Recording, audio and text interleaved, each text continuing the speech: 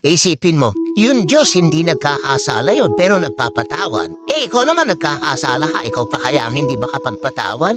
Kung yung Diyos nga hindi nagkakasala, marunong magpatawad ikaw nagkakasala ka rin, dapat maintindihan mo na yung kapwa mo tao, kaya nagkasala, kagaya mo rin, pareho lang tayong tao, may kahinaan, may kabiglaan, mayroong hindi naintindihan, kaya nakakagawa tayo ng kasalanan, minsan natutokso tayo. Minsan di natin mapigil, nagkasala tayo. Yung Diyos na hindi nagkasala, marunong patawad, lalo naman tayo na nagkakasala rin, may obligasyon tayong magpatawad para patawarin din tayo ng Diyos. Ipatawad mo sa amin ang aming mga utang, gaya ng pagpapatawad namin sa nagkakautang sa amin. Ang sabi ng panalangin.